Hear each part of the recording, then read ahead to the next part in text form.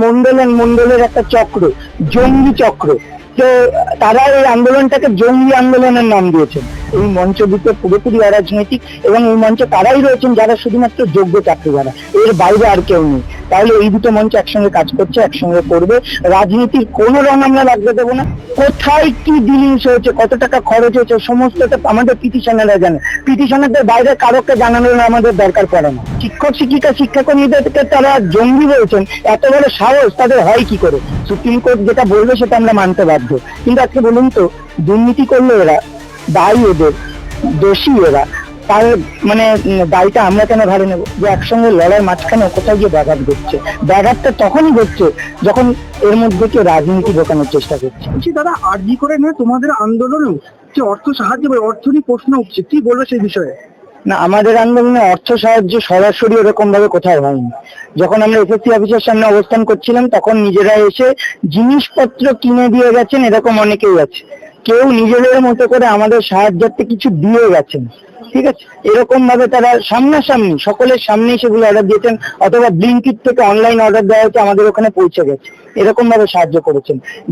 আমরা দেখলাম একটা অনলাইন পেপার 365 দিন এরকম নাম আছে। তো সেই পেপারটা কি বাজে একটা খবর ছড়িয়েছে, মিথ্যা খবর ছড়িয়েছে। গতকাল লিখেছিল মন্ডলের একটা চক্র, জঙ্গি চক্র। তো তারা এই আন্দোলনটাকে জঙ্গি আন্দোলনের নাম দিয়েছেন। তো তারা তো আসল জঙ্গি, যারা এই খবরটা করেছেন বা যাদের এটা পেপার, তারা হচ্ছে জঙ্গি, তারা সন্ত্রাসী। তাদের ইমিডিয়েটলি গ্রেপ্তার করে ফাঁসির সাজায় ঝুলিয়ে দেওয়া উচিত। কারণ শিক্ষক শিক্ষিকা শিক্ষাকর্মীদেরকে তারা জঙ্গি বলছেন, এত বড় সাহস তাদের হয় কি করে? তাদেরকে পুলিশ দিয়ে পেটানো উচিত। তারা এত বড় সাহস পায় কি করে? আর সেকেন্ড কথা, তারা বলছেন আজকে যেটা পেপারে আবার দিয়েছে ওই একই হেডলাইনে, যে আজকে নাকি 8 কোটি টাকা তোলা হয়েছে এবং আমরা নাকি বিভিন্ন চক্রের সাথে যুক্ত, আমরা মানিটারি একটা ডিলিংস করেছি।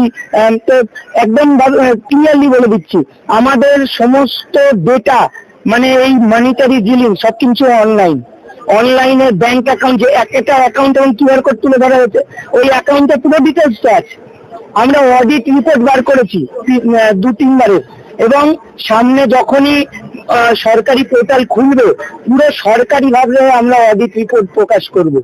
কোথায় কি ডিলিংস হয়েছে, কত টাকা খরচ হয়েছে, সমস্তটা আমাদের পিটিশনাররা জানে। পিটিশনারদের বাইরে কারোকে জানানোর আমাদের দরকার পড়ে না। আমাদের পিটিশনাররা জানে, দ্যাট ইজ অল। লিগ্যালি কোনো অ্যাকশন নেবেন এই? আমরা ভাবছি, কারণ এরকম ভাবে উল্টোপাল্টা খবর ছড়ানো, মানুষ উল্টোপাল্টা লেখে কিছু অভিযোগ জানায়, সেগুলো সহ্য করা যায়। কিন্তু এইভাবে জঙ্গি আন্দোলন, জঙ্গি চক্র, এগুলো কি ধরনের ভাষা? অশ্রাব্য, একটা গালাগালির থেকেও বাজে ভাষা। একটা পেপার কিভাবে এটা লিখতে পারে? এইসব পেপার তুলে দেওয়া উচিত। এরা খবর করতে জানে না, বেকার ভুলভাল খবর রটিয়ে একটা বিভ্রান্ত ছড়ানোর চেষ্টা করে। আবার লিখেছেন কিছু শিক্ষক শিক্ষিকা তাদেরকে বলেছেন, এইসব খবর দিয়েছেন। আমরা জানতে চাইবো কোন শিক্ষক শিক্ষিকা, কারা তাদেরকে খবর দিয়েছেন, আর তারা তাদের মুখের কথাতে খবর করে দিলেন। আমরা দুজনকেই ছাড়বো না, দুটোকেই স্টেপ নেবো এবং জানতে চাইবো কোন শিক্ষক শিক্ষিকা বলেছেন এবং তারা তাদের কথাতে কিভাবে যুক্তি না পেয়ে, কোনো তথ্য না দিয়ে খবরগুলো করলেন। আমরা কাউকে ছাড়বো না। মমতা বন্দ্যোপাধ্যায় বলছেন যে তিনি আন্দোলনকে সমর্থন করছেন, কিন্তু প্রতিটা আন্দোলনে একটা লক্ষণ রেখা থাকা দরকার। কোন লক্ষণ? দেখুন, মমতা বন্দ্যোপাধ্যায় যেটা বলেছেন আমরা শুনেছি, উনি বলেছেন একটা লক্ষণ রেখা থাকা দরকার। উনি হয়তো বিকাশ ভবনের গেটটাকে একটা লক্ষণ রেখা বলেছেন, আমরা এটা বারবার পেরিয়ে যাবো, এটা নিয়ে কোনো সন্দেহ নেই। এই লক্ষণ রেখা পেরোতে আমাদেরকে আটকাতে পারবে না। কিন্তু কথাটা হচ্ছে, আমার এটা পেরোলেই যে আমার জয়যুক্ত হবে সেটা নয়। উনি এটা বলেছেন, একদম ঠিক করে বলেছেন, সুপ্রিম কোর্টের অর্ডারটাই সব থেকে ভাইটাল। সুপ্রিম কোর্ট যেটা বলবে সেটা আমরা মানতে বাধ্য। কিন্তু আজকে বলুন তো, দুর্নীতি করলো এরা, দায়ী এদের, দোষী এরা, তার দায়টা আমরা কেন ঘাড়ে নেব? আমাদের উপর দিয়ে কেন বর্তাবে সেটা? আমরা কেন সাজাপ্রাপ্ত হবো? আজকে যদি বলে দেয় যে এতদিন ধরে চাকরি করার পর হঠাৎ করে ফ্যামিলি নিয়ে রাস্তায় বসে যেতে হবে, তখন বলবে সুপ্রিম কোর্ট বলেছে দোষ আমাদের ছিল, চুরি আমরা করেছি, দুর্নীতি আমরা করেছি, তোমরা মেনে নাও। আমরা এটা মেনে নেবো? এত সহজ? এরকম ভাবে কখনো হয় না। রাস্তার আন্দোলনের মতো চলবে, আইনি পথ, আইনের লড়াই আইনের মতো করে চলবে। কিন্তু আমরা যখন দেখছি আমাদের অধিকার থেকে বঞ্চিত হচ্ছি, আমাদের স্বার্থ সুরক্ষিত থাকছে না, শিক্ষা ব্যবস্থার উপরে বড় একটা প্রভাব পড়ছে, সেখানে দাঁড়িয়ে আমরা তো কথা তুলবো। কিন্তু এসএসসি ভবনের সামনেও দেখেছিলাম যে আপনাদের মধ্যে যারা রয়েছেন চাকরি হারিয়েছেন, তাদের মধ্যে একটা বিভাজন তৈরি হয়েছিল।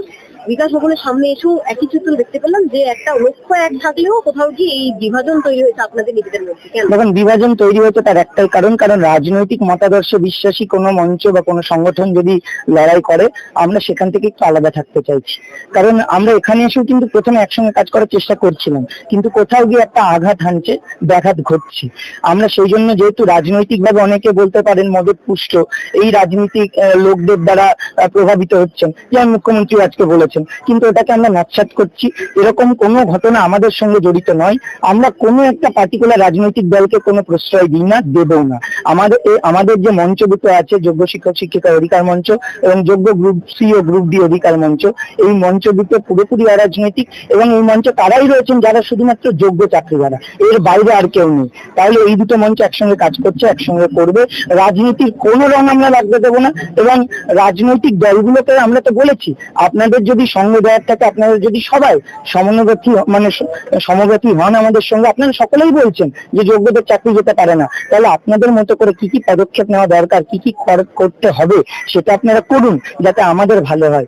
সেটাই সকলকে দেখতে এই যে বিক্ষিপ্ত যে সংগঠনটি গড়ে উঠেছে, আপনারা সকলে মিলে বৈঠকে বসার চেষ্টা করেছেন? আমরা অলরেডি অনেকবার বৈঠক করেওছি। আমি বলে দিই, দেখুন, এসটিএ, এবিটিএ, আমরা যোগ্য শিক্ষক শিক্ষিকা অধিকার মঞ্চ, যোগ্য গ্রুপ সি গ্রুপ ডি অধিকার মঞ্চ, সংগ্রামী যৌথ মঞ্চ, এরা সবাই তো লড়ছে আমাদের এই কেসটা নিয়ে। কিন্তু কোথাও গিয়ে দেখা যাচ্ছে যে একসঙ্গে লড়াইয়ের মাঝখানে কোথাও গিয়ে ব্যাঘাত ঘটছে। ব্যাঘাতটা তখনই ঘটছে যখন এর মধ্যে কেউ রাজনীতি ঢোকানোর চেষ্টা করছে। আমরা মেনে নেব না, আমরা মানছি না। সেই জায়গাতেই তখন এই বিক্ষিপ্ত ঝামেলাটা তৈরি হচ্ছে, বিভাজনটা সৃষ্টি হচ্ছে। মাননীয় মুখ্যমন্ত্রী কোনোভাবে আপনাদের ক্ষুণ্ণ হয়েছেন, তিনি বলছেন তিনি ভরসা দিয়েছিলেন, আপনাদের পাশে ছিলেন, কিন্তু আপনাদের এই ব্যবহারে ক্ষুণ্ণ, এটা আশা করেনি। কি বলবেন? আমরা মুখ্যমন্ত্রীর ব্যবহারে ক্ষুণ্ণ হয়েছি, কারণ মুখ্যমন্ত্রী নিজেই নেতাজি ইন্ডোরে বলেছিলেন যে একটা টিম গঠন হবে এবং ভবিষ্যতে যা যা পরিকল্পনা নেওয়া হবে, যা যা পদ্ধতি নেওয়া হবে, অবলম্বন করা হবে, সেগুলো আলোচনা করে করা হবে। এখন মুখ্যমন্ত্রীর কথাটা অন্যরা মানেনি। মুখ্যমন্ত্রী নিশ্চয়ই বলেননি হয়তো যে এই কথা মানতে হবে না, যা বললাম, কিন্তু অন্যরা মানেননি। আমরা পরবর্তীকালে দেখলাম, এখানেও শিক্ষামন্ত্রীর সঙ্গে আমাদের বৈঠক হয়েছিল, তিনিও বলেছিলেন, কথা দিয়েছিলেন, এবং আলোচনা হয়েছিল যে ভবিষ্যতে সবকিছু আইনি পদক্ষেপ যা যা নেওয়া হবে আলোচনা করেই হবে। কিন্তু এসএসসি সাবমিশন, স্টেট গভর্নমেন্টের সাবমিশন রিভিউ হয়ে গেল, আমাদের সঙ্গে কোনো কিছুতে বসা হয়নি, আমাদেরকে জানানো হয়নি। এমনকি এখন শুনছি পরীক্ষার নোটিফিকেশন দেওয়া হবে, সেই সংক্রান্ত কোনো নির্দেশিকা বা কোনো তথ্য আমাদের কাছেও নেই। তাহলে ওনারা যে কথাগুলো বললেন সেগুলো এই কদিনের মধ্যেই মানা হলো না, তাহলে ভবিষ্যতে যখন বলছেন ভরসা করতে, সেই ভরসার জায়গাটা কিভাবে রাখবো? যেখানে দুবার প্যানেল ক্যান্সেল হয়ে গেছে, সেখানে ভরসা। বাংলা হান্টের আরো খবর দেখতে নজর রাখুন। বাংলা খবর মানেই বাংলা হান্ট।